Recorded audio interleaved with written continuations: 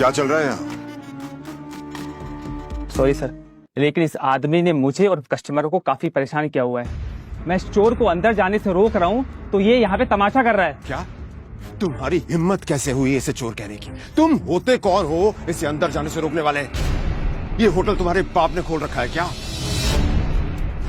ये मेरा मेहमान है और तू आज के बाद इस होटल के आसपास भी दिखाई दिया ना तो तेरी टांगे तोड़वा दूंगा। Get lost. Sorry sir.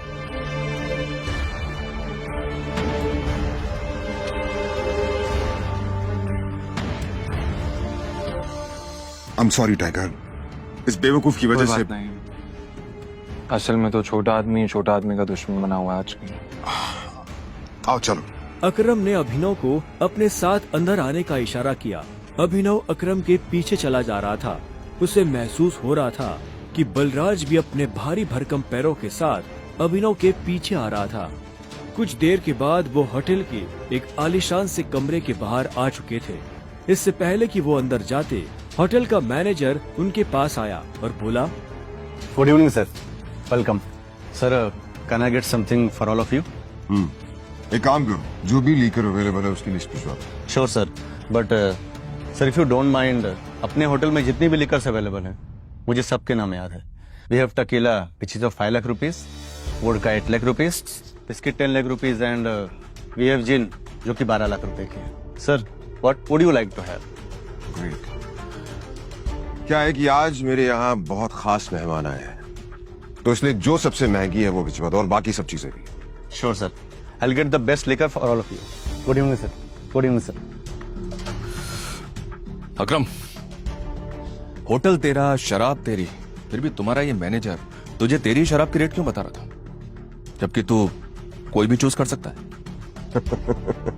वो इसलिए मेरे दोस्त क्योंकि मैं दिन देखकर शराब मंगवाता हूँ और आज का दिन मेरे लिए, इनफैक्ट हम सबकी जिंदगी के लिए बहुत इंपॉर्टेंट दिन है, इसलिए मैंने हम तीनों के लिए महंगी शराब मंगवाई है। So let's enjoy.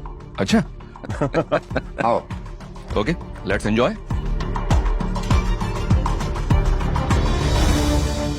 अब तुम्हें यहाँ अपनी पहचान छुपाने की जरूरत नहीं है। ये रूम प्राइवेट भी है और सबसे सेफ भी। बैठो। वो एक आलीशान कमरा था। वो तीनों बैठ गए। तब अभिनव बलराज को बहुत ध्यान से देख रहा था। बलराज, आज मैंने तुम्हें यहाँ एक बहुत इंपॉर्टेंट इन्फॉर्मेशन देने के लिए बुलाया है।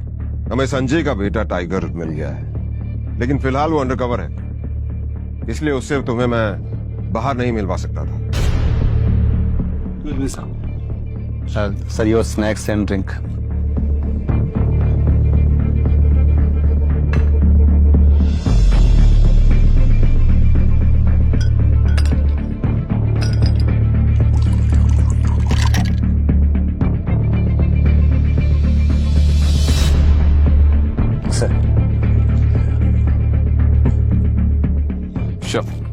Cheers.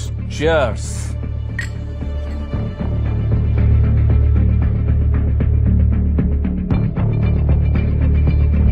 तो यही है टाइगर? हाँ, ये है हमारा टाइगर और मैं चाहता था ये हमारी टीम के बड़े और भारी मेंबर्स से मिल ले और मिलने के बाद जिस तरफ हम बढ़ रहे हैं उस तरफ बढ़ने में ये हमें लीड करे।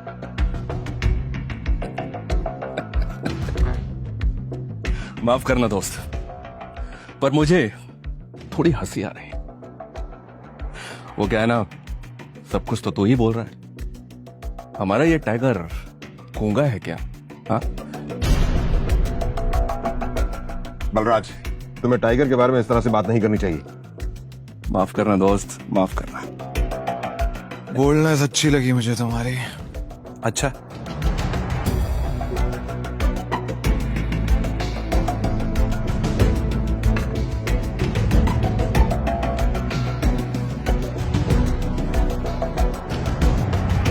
हो गए तुम बॉस, लेकिन ये मत भूलना तुम किसके सामने बैठे हो। टाइगर हूं मैं। टाइगर ना ही चुप रहता है ना ही धीरे बोलता है, टाइगर सीधा धाड़ता है।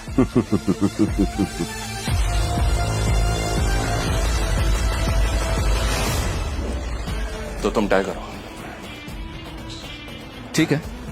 तो टाइगर ये बताओ, इतने सालों से कहां थे तुम? अब ऐसा तो नहीं हो सकता ना कि इतने सालों के बाद तुम हमारे सर पे आके बैठ जाओ और हम मान लेंगे कि तुम टाइगर हो। मजाक तो नहीं हो रहा है यार? क्यों अकरम, सही कहा ना? और जिस गद्दी की तुम बात कर रहे हो ना, उसको लिया नहीं जाता, कमाया जाता है। आई बात समझ में? अच्छे से जानता हूँ, छीनना मेरे खून में भी नहीं है। मैं इतने सालों से कहाँ गायब था, क्या कर रहा था, ये सब समझाने का तो हमारे पास टाइम नहीं है शायद। और रही बात कि मैं टाइगर हूं या नहीं हूं, ठीक है, तुम तरीका बताओ, साबित कर दूंगा। शाबाश, ये हुई ना बात। अकरम ने मुस्कुराते हुए अभिनव को देखा। उसकी आंखों में अभिनव के लिए गर्व की भावना झलक रही थी। उसने जितना सोचा था, अभिनव उससे भी खूंखार था, लेकिन बलराज के माथे पर शिकन बरकरार थी। उसकी आंखों से पता चल रहा था कि वो इतनी जल्दी अभिनव को टाइगर नहीं मानने वाला था।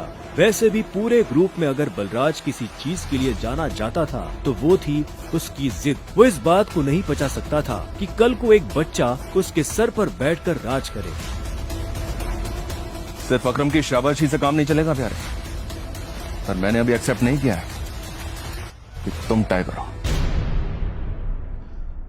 तुमने कहा कि तुम साबित कर सकते हो कि तुम टाइगर हो, तो ठीक है, मैं तुम्हें चैलेंज देना चाहता हूं। ये क्या कह रहे हो तुम? Relax Akram, relax. Let's fight, लड़ते हैं। अगर तुम जीते तो हम मान लेंगे कि तुम टाइगर हो, लेकिन अगर तुम हारे तो हमसे कुछ पैसे लेना और गुड़गांव से कहीं बहुत दूर जाकर सेटल हो जाना। बलराज, क्या कह रहे हो तुम? ये सही नहीं है।